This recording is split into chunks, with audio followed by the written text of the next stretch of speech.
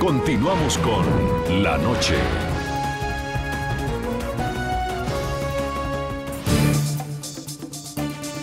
Entramos en la parte final de este programa La Noche. El informe Maternidad en la Niñez que analizamos hoy entrega valiosa información para que los gobiernos del continente americano evalúen y redireccionen sus políticas de salud que prevengan los embarazos en menores de edad.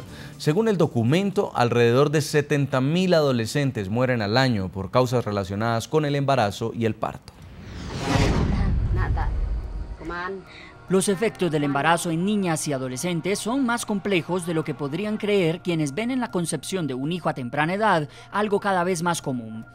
La salud, la educación y la productividad económica son las áreas principalmente impactadas en la vida de una menor que queda embarazada o que tiene un hijo.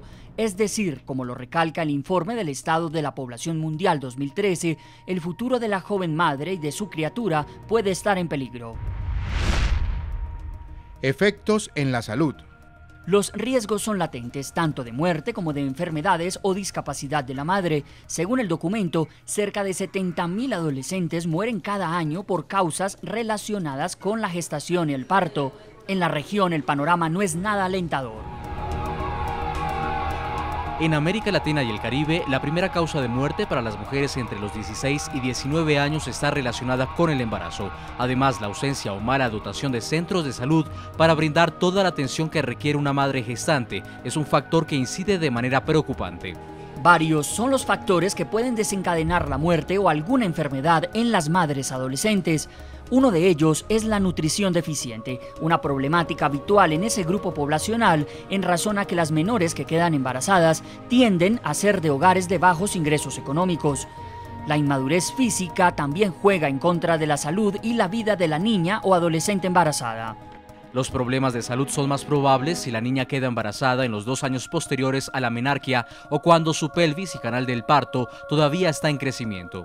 El informe del Estado de la Población Mundial 2013 también alerta sobre el aborto en condiciones de riesgo, que son aquellos practicados sin estándares médicos mínimos para finalizar un embarazo no deseado. Casi todos los abortos en condiciones de riesgo, el 98%, se realizan en países en desarrollo, donde el aborto suele ser ilegal. Incluso donde el aborto es legal, a las adolescentes les puede resultar difícil acceder a los servicios. Otra situación sobre la que el documento llama la atención es la de las infecciones de transmisión sexual, cuyas tasas más altas se registran en jóvenes entre 15 y 24 años. Aunque la ITS no es una consecuencia del embarazo adolescente, sí es una consecuencia de un comportamiento sexual que puede causar el embarazo adolescente, no usar o usar incorrectamente los preservativos. Marcela Suazo fue una de las mujeres que lideró y que trabajó en el informe de la ONU Maternidad en la Niñez. Ella, como directora regional para América Latina del Fondo de Población de las Naciones Unidas, fue la encargada de presentar este documento para nuestro continente. En la segunda parte de la entrevista que le concedió al subdirector del programa La Noche, Jefferson Beltrán, Marcela Suazo aseguró que las cifras de embarazos en menores de edad podrían continuar creciendo si los estados no atacan de forma frontal la desigualdad de género, la pobreza y la violencia sexual. Veamos la segunda y última parte de esta reveladora entrevista. Doctora Suazo, hay otro punto que es importante en este informe y tiene que ver con el aborto. Hablamos de la prevención como una solución para no llegar a 3 millones de niñas embarazadas en este 2013, para que esa cifra no siga aumentando.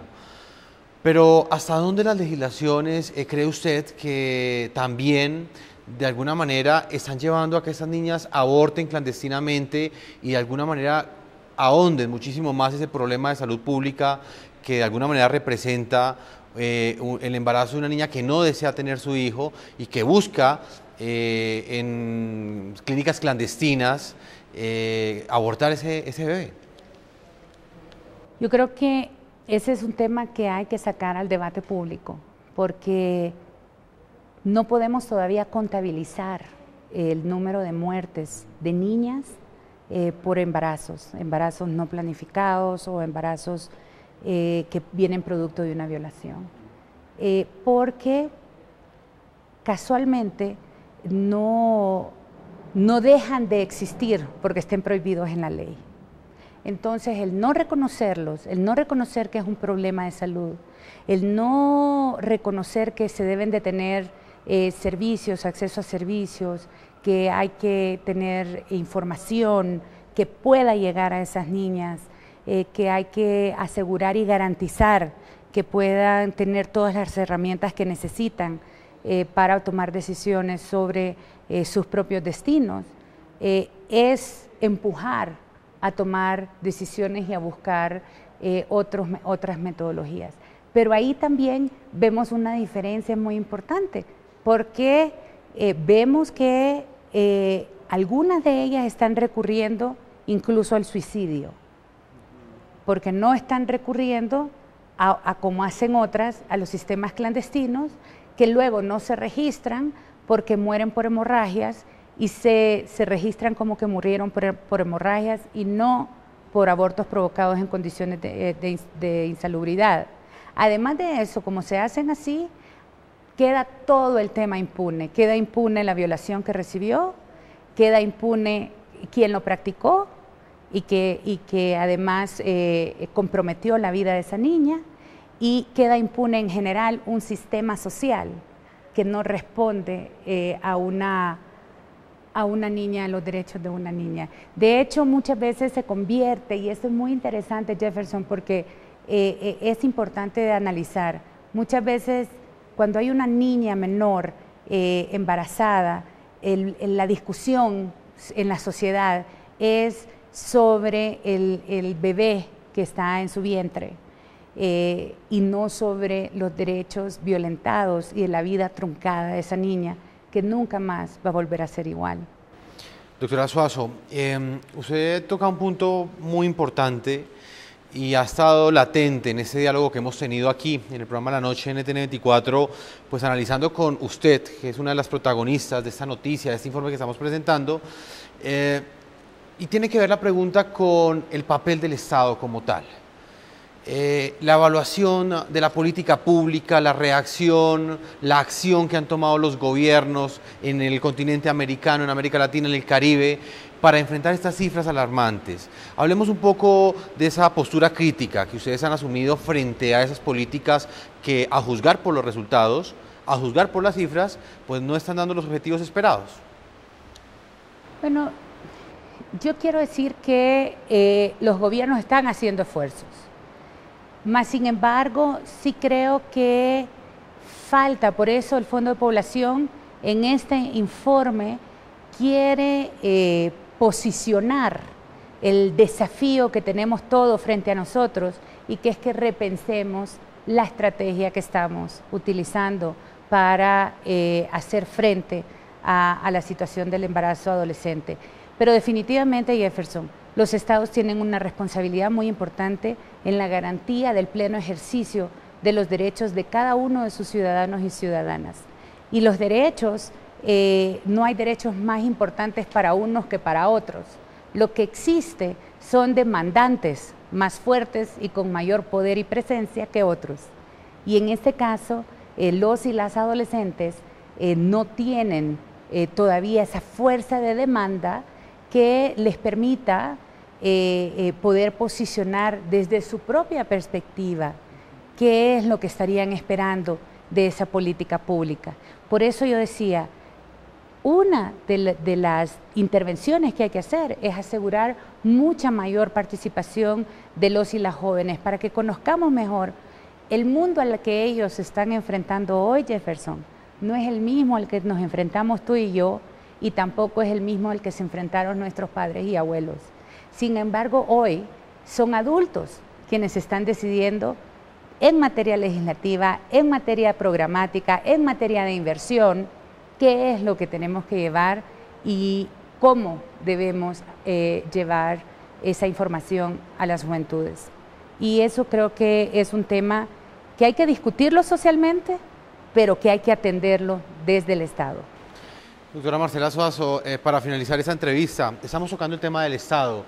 ¿Cree usted que las legislaciones del continente americano y del Caribe son acordes a esa premisa que usted nos dijo hace un momento?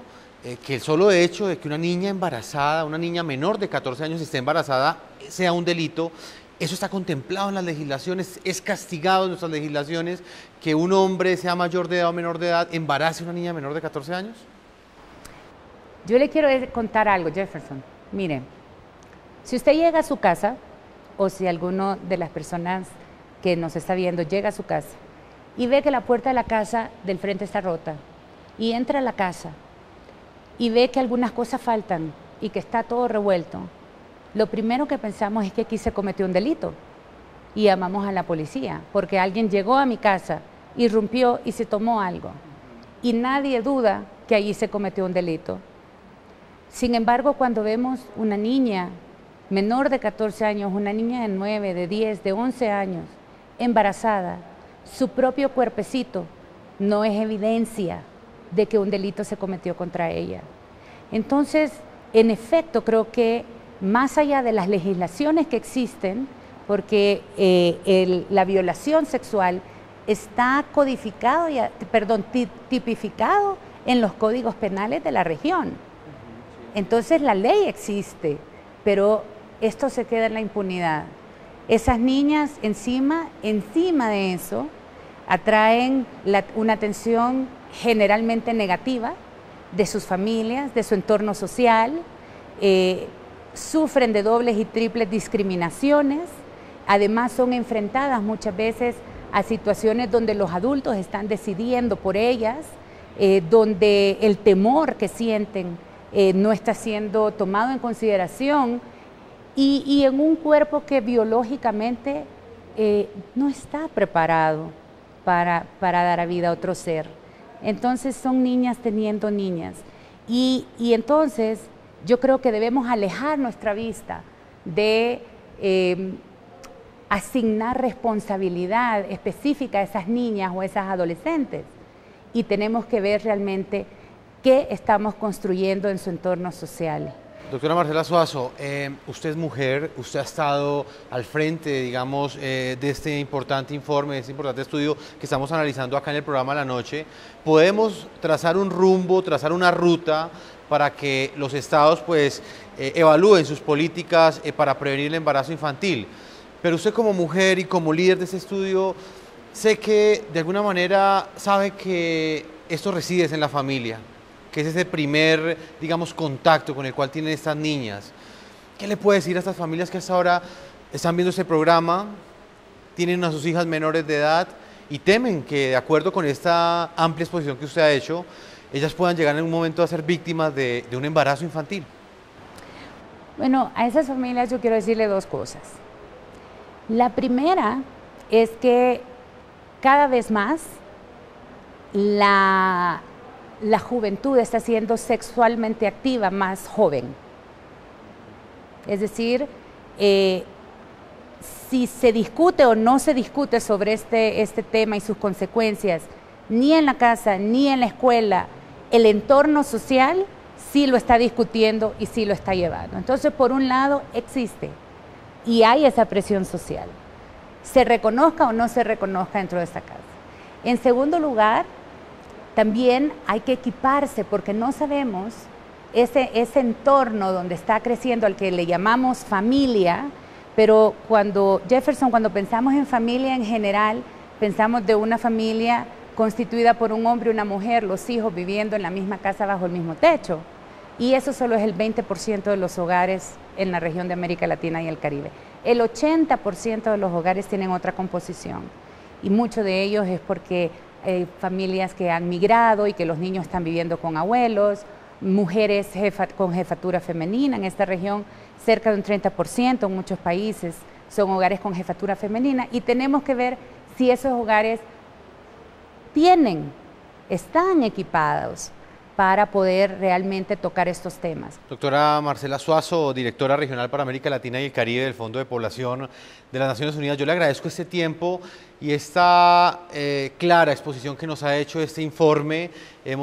Vamos a presentar a través de nuestro programa las páginas web donde los televidentes pueden acceder al contenido de este trabajo que ustedes han hecho.